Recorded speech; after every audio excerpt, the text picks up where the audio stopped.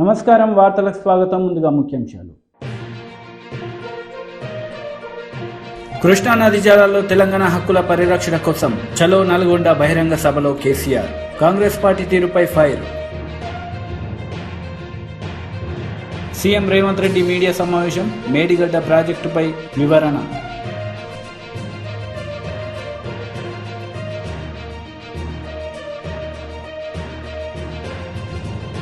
జగన్ సర్కార్ అరాచకంపై టీడీపీ జాతీయ ప్రధాన కార్యదర్శి నారా లోకేష్ శంకరావం.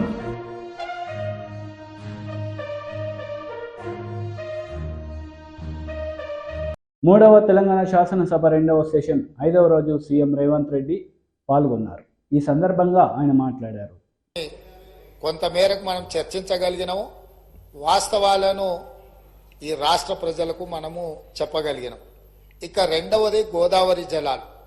గోదావరి జలాల మీద మీకు తెలుసు, ఆనాడు తమరు మంత్రిగా ఉన్నప్పుడే డాక్టర్ వైఎస్ రాజశేఖర రెడ్డి గారు, ఆనాడు పెద్దలు దేవేందర్ గౌడ్ గారు ఆదిలాబాదు నుంచి చేవెళ్ల వరకు పాదయాత్ర చేసి తెలంగాణ ప్రాంతాన్ని సస్యశ్యామలం చెయ్యాలి అని అంటే ప్రాణహిత చేవెళ్ల నిర్మించాలి అని చెప్పి వారు పాదయాత్ర చేపట్టడం జరిగింది.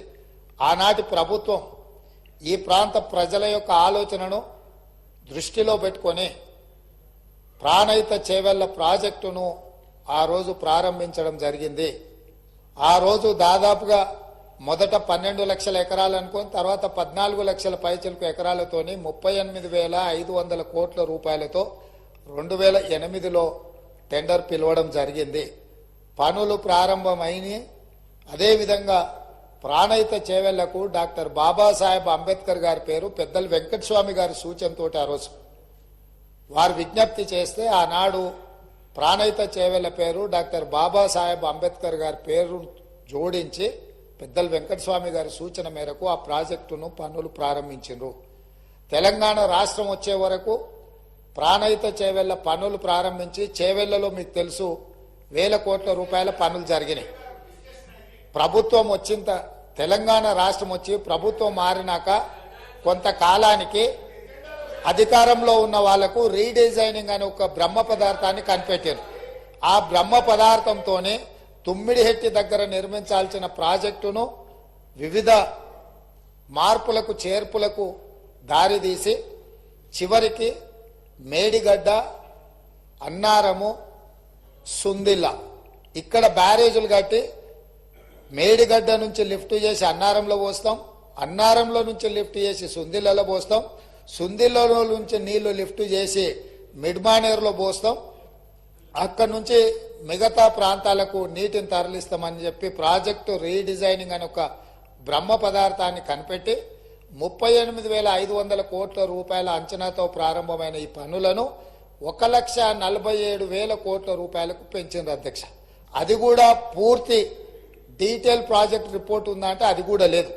ఇప్పటికీ 1,47,000 కోట్ల రూపాయలకు చేరింది.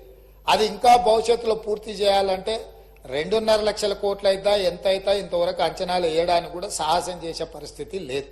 సరే, అంచనాలు ఎట్లా పెంచిండ్రు, ప్రాజెక్టు రీడిజైనింగ్ ఎట్లా చేసిండ్రు, సాంకేతిక పరమైన అంశాలేంది, సాంకేతిక నిపుణులు ఇచ్చిన ప్రాజెక్టు డిజైన్ ఏంది, దాని తర్వాత జరిగిన నిర్మాణం ఏంది, నిర్మాణం తర్వాత జరిగిన నిర్వహణ ఏంది, ఇవన్నీ ఒకెత్తైతే ఈరోజు మేడిగడ్డ బ్యారేజ్ అనేది కుంగిపోయింది అధ్యక్ష.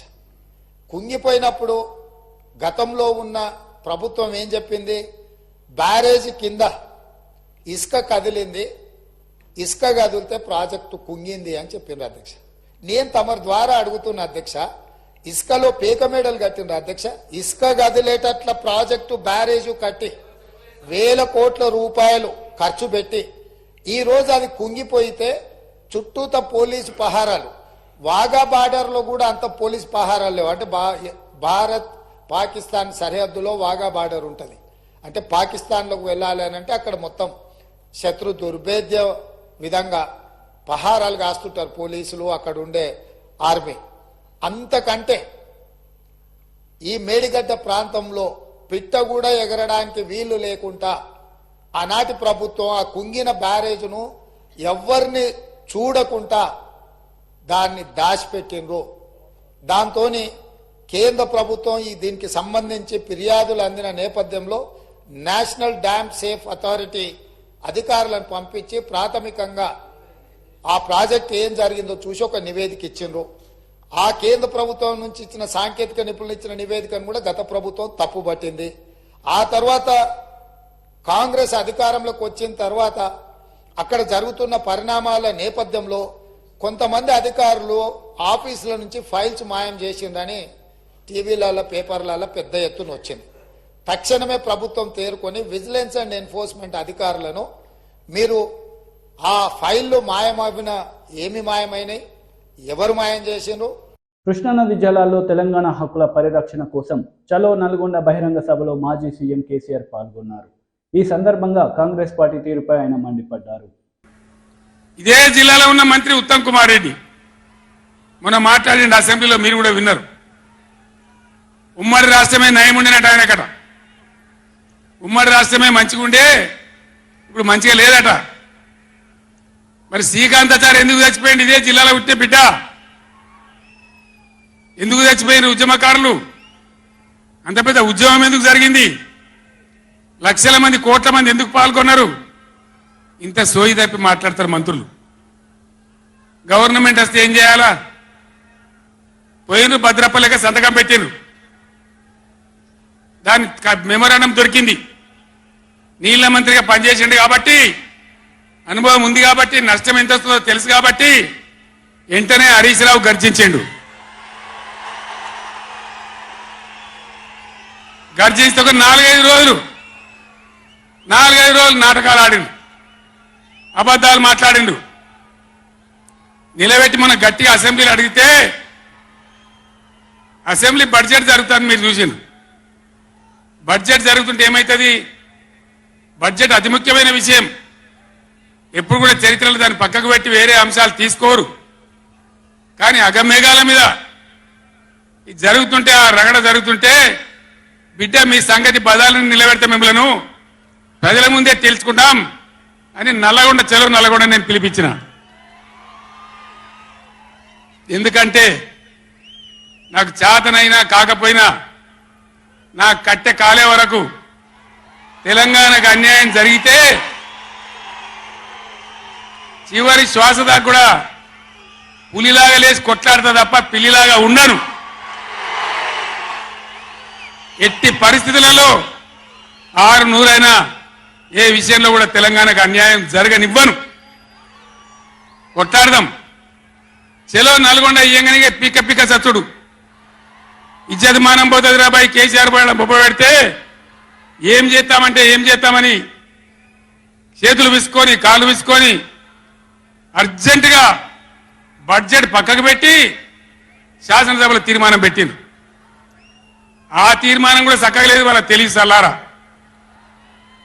సాగునీళ్లు తాగునీళ్ళు అని పెట్టినరు, కరెంటు ఉత్పత్తి పెట్టలేదు. మళ్ళీ దానిలో ఆ తీర్మానంలో కూడా అంత తెలివి తక్కువ తీర్మానం.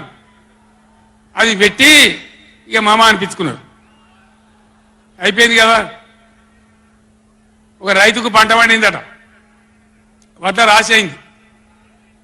ఎందుకంటే రాసి ఎవడు ఎత్తుకపోకుండా పొత్తు పోసేది, పొత్తులు ఆ బూడిదో శుద్ధో ఏదో పోసేది.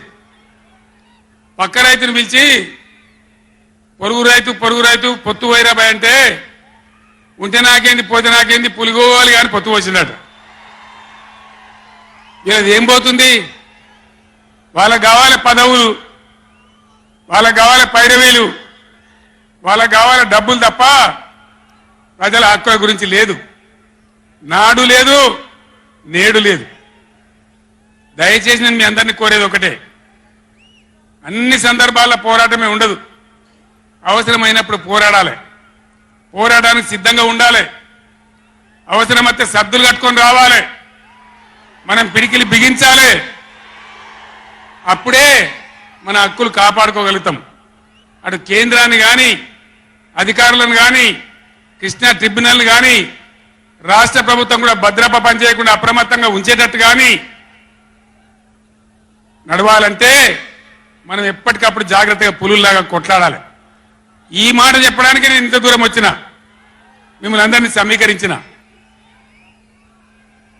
ఇప్పుడు గవర్నమెంట్ వచ్చింది. గవర్నమెంట్ వచ్చిన కాడ నుంచి మీరు చూస్తాను. ఎవడన్నా కొత్త గవర్నమెంట్ వస్తే ఏం చేయాలి? పోయిన గవర్నమెంట్ కంటే 4 మంచి పనులు చేస్తాం, ప్రజలు అవలంబించుకుంటామనే మాట ఉండాలి, ఆరాటం ఉండాలి. ఒక్కటన్నా మంచి మాట ఉన్నదా? ఒక్కటన్నా? పొద్దున్న లేస్తే సొల్లుపోయాను కేసీఆర్ని తిట్టాలి. కేసీఆర్ని తిడితే మీరు పెద్దోళ్ళు అవుతారా? లేనిపోని బదనాములు పెట్టి కేసీఆర్ మీద బదనాం పెడితే మీరు పెద్దోళ్ళు అవుతారా? ప్రజల హక్కులు గాలికి వదిలేసి ఏ విధంగా అసెంబ్లీలో మాట్లాడుతున్నారో, ఎటువంటి దుర్భాష మాట్లాడుతున్నారో, ఎంత దుర్మార్గమైన పద్ధతిలో మాట్లాడుతున్నారో టీవీల సాక్షిగా మీరు అందరు చూస్తూ ఉన్నారు. నేను మీ అందరిని కోరేది ఒకటే, ఎవరికి అధికారం శాశ్వతం కాదు, కానీ తెలంగాణ ప్రజల హక్కులు శాశ్వతం, మన వాటా శాశ్వతం, మన బతుకులు నిజం, మన పిల్లల భవిష్యత్తు నిజం. దానికోసం అధికారం ఉన్నా లేకున్నా తెలంగాణ ప్రజల పక్షాన కొట్టాడి రాష్ట్రం తెచ్చిన వాళ్ళం కాబట్టి బీఆర్ఎస్ సైనికులు కూడా దయచేసి అప్రమత్తంగా ఉండాలి. మన పోరాటం కొనసాగుతూనే ఉండాలి. ఆ విధంగా మనం ముందుకు పోవాలి. నాకు కొన్ని విషయాలు అర్థమైతలేవు. ఈ మైకోనికి మళ్ళీ ఏం పుట్టిందా? ఏం చేయకమని వాడిని ఉన్నదని అడుగుతామని. మేము కరెంటు తెచ్చినాం ఆ రోజు. అంతకుముందు రాత్రి కరెంటు, పొద్దు కరెంటు ఆగమాగం ఉండే. గవర్నమెంట్ వచ్చిన తర్వాత, టీఆర్ఎస్ గవర్నమెంట్ వచ్చిన తర్వాత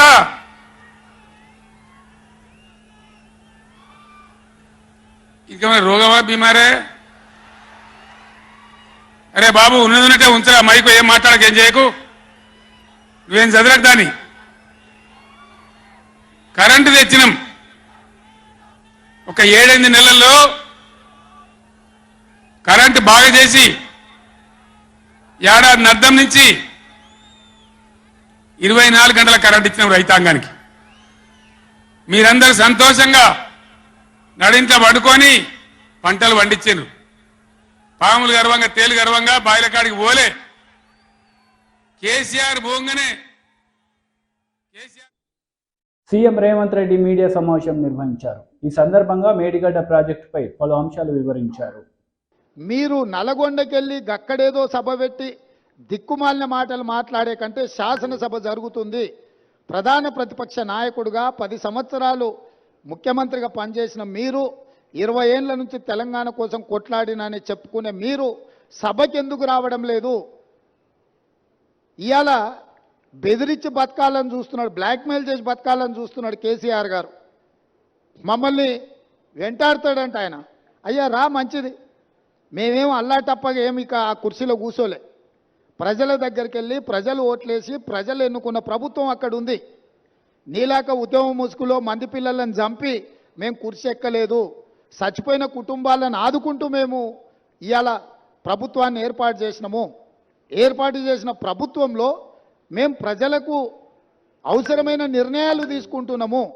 నిజంగానే నేను చంద్రశేఖరరావు గారిని సూటిగా అడుగుతున్నా, మీరు ఈ లోపాలలో, కాళేశ్వరంలో జరిగిన అవినీతిలో మీకు భాగస్వామ్యం లేకపోతే మీరు ఎందుకు భయపడుతున్నారు కాళేశ్వరం రావడానికి?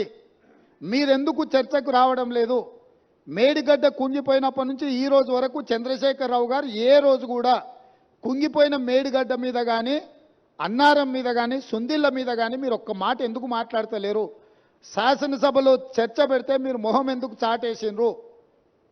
అదేవిధంగా కేఆర్ఎంబీ మీద ప్రాజెక్టులను అప్పచెప్తున్నామని చెప్పి మీ కార్యదర్శి గారు మాట్లాడిన విషయాలు ఉత్తమ్ కుమార్ రెడ్డి గారు లేఖ బయట పెడితే దాని మీద మీరు ఎందుకు స్పందిస్తలేరు? మీ కార్యదర్శి గారు మీ అనుమతి తీసుకొని లేఖ రాసినా, మీ అనుమతి లేకుంటేనే లేఖ రాసినా ప్రజలకు వివరించాల్సిన బాధ్యత మీకు లేదా? ఈరోజు కాళేశ్వరం అవినీతి మీద చర్చ జరిగినప్పుడు ఈ అవినీతి గురించి చర్చ జరగకుండా ఉండాలి అని, ఈ సమస్యను తప్పుదోవ పట్టించాలని ఈరోజు మీరు నల్గొండలో మీటింగ్ పెట్టినరు. మీరు మీటింగులు పెట్టి రాష్ట్రానికి ఏదైనా ప్రయోజనం చేకూర్చే మాటలు ఏమైనా మాట్లాడినరా? ఆయన అక్కడి నుంచి మాట్లాడుతున్నాడు మళ్ళీ అధికారంలోకి వస్తామని. నువ్వు చేసిన పనికి నిన్ను అధికారంలోకా? ముందే ప్రజలకి విషయాలు తెచ్చుంటే ఆ ప్రతిపక్ష హోదా కూడా నీకు రాకపోతుండే. ఇవాళ ప్రతిపక్ష నాయకుడుగా నీ బాధ్యతను నువ్వు నెరవేర్చకుండా పారిపోయి శాసనసభకు రాకుండా ముఖం చాటేసి ఇంకెక్కడికి వెళ్తావని నేను అడుగుతున్నా.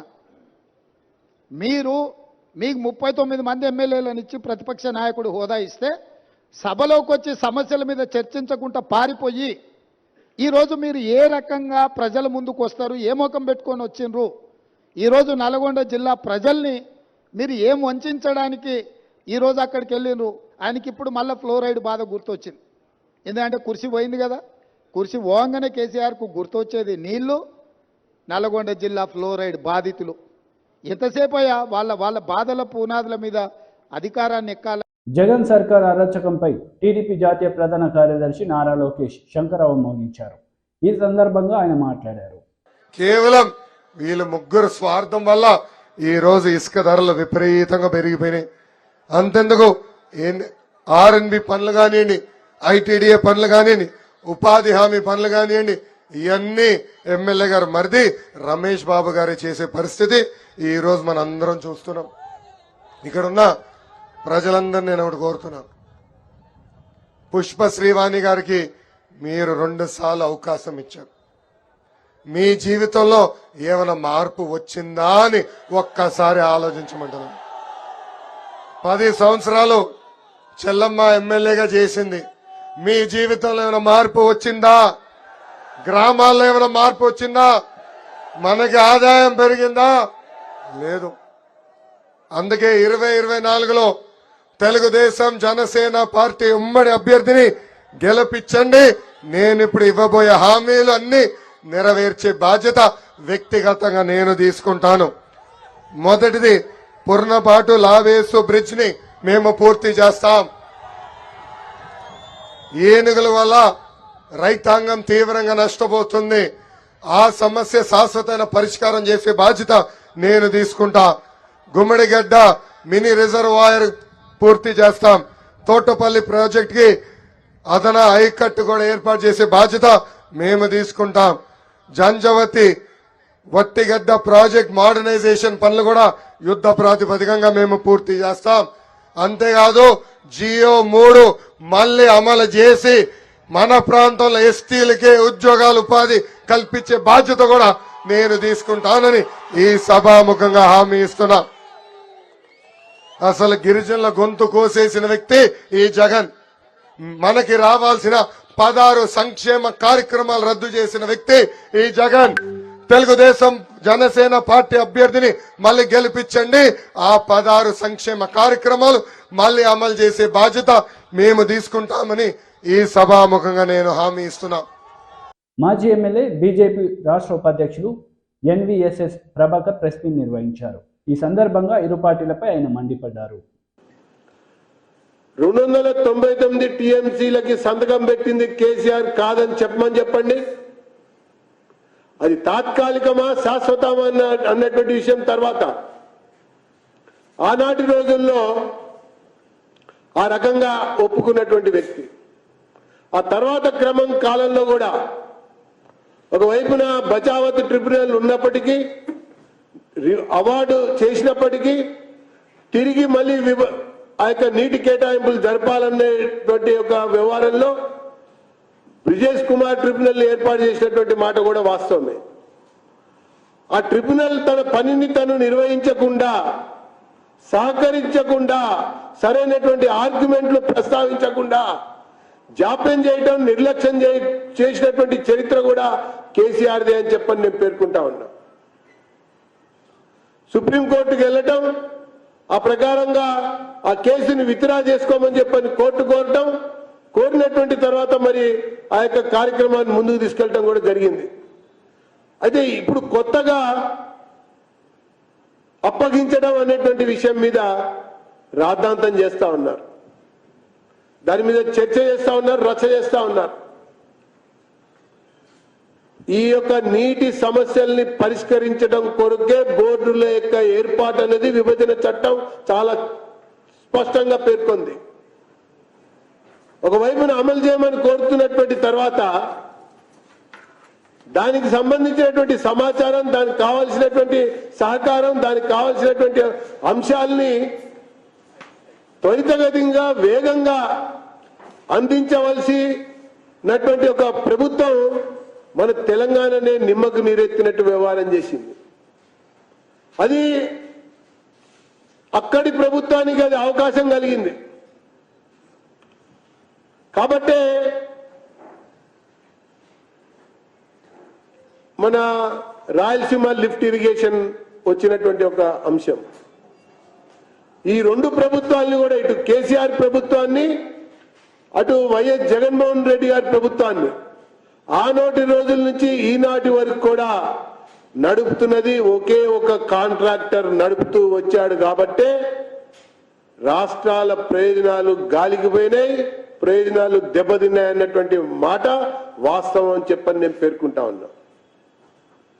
కొత్త ప్రభుత్వం వచ్చిన తర్వాత మళ్ళీ ఈ యొక్క అంశంలోనే కేంద్రాన్ని ఏదో తప్పు పట్టాలన్నట్టుగా వీళ్ళు వ్యవహారం మాట్లాడుతూ ఉన్నారు. మన యొక్క భారతదేశంలోనే అనేక నదుల మీద అనేక రాష్ట్రాల్లో తుంగభద్ర బోర్డు ఉంది, బెటావా రివర్ బోర్డు ఉంది, బ్రహ్మపుత్ర బోర్డు ఉంది, నర్మదా కావేరి వాటర్ మేనేజ్మెంట్ బోర్డులు ఉన్నాయి. ఈ బోర్డులు పెట్టడం కొరకు ఏర్పాటు చేసింది కాదు, కేంద్రం ఆజమాయిషి కోసం ఏర్పాటు చేసినవి కాదు, కేంద్రం రాష్ట్రాల యొక్క హక్కుల్ని హరించాలని చెప్పినటువంటి ఒక అంశం కాదు. ఆ నది పారుతున్నటువంటి రాష్ట్రాలలో సమస్యలు తలెత్తకుండా రైతుల యొక్క క్షేమాన్ని కాపాడాలన్నటువంటి ఆలోచనతో చిట్ట చివరి ఆయకట్టుకు కూడా నీళ్లు అందించాలన్నటువంటి లక్ష్యంతో ట్రిబ్యునల్ అవార్డు చేసినటువంటి నీటి యొక్క వినియోగం సజావుగా సాగాలన్నటువంటి ఒక అభిప్రాయంతో రాజ్యాంగబద్ధంగా ఏర్పాటు చేసినటువంటి బోర్డులు ఇవన్నీ అని చెప్పని నేను పేర్కొంటా ఉన్నా.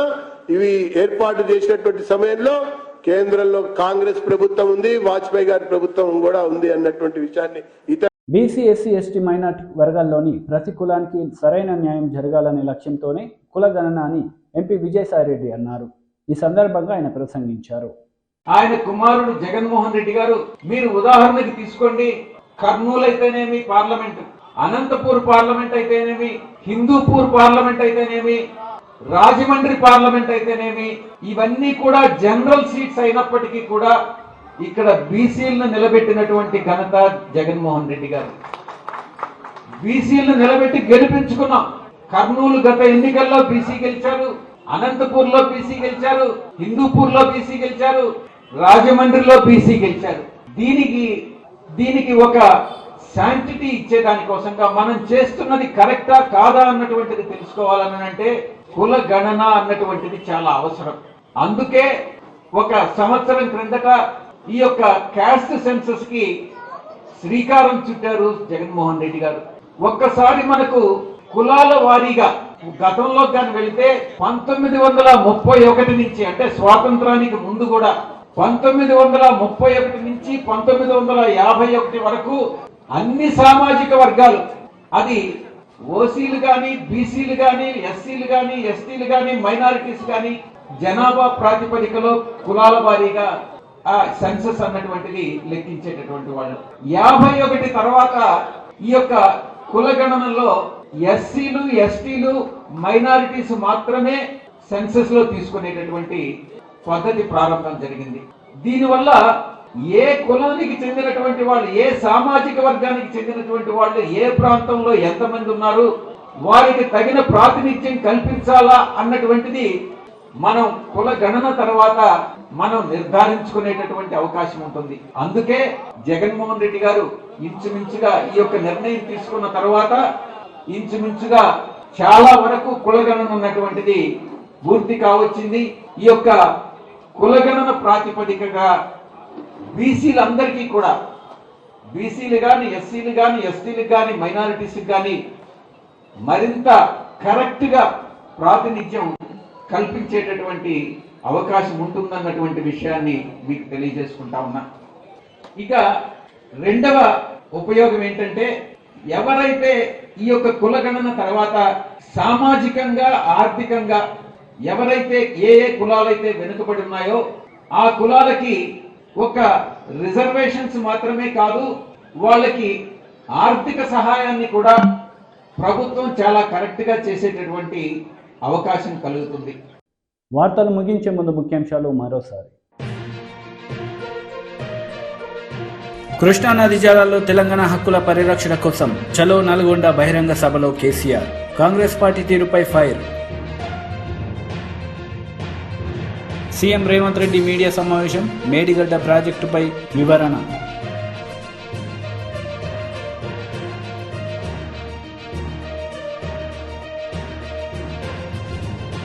జగన్ సర్కార్ అరాచకంపై టీడీపీ జాతీయ ప్రధాన కార్యదర్శి నారా లోకేష్ శంకరావం.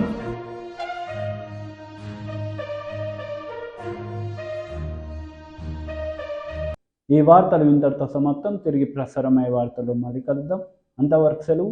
నమస్తే.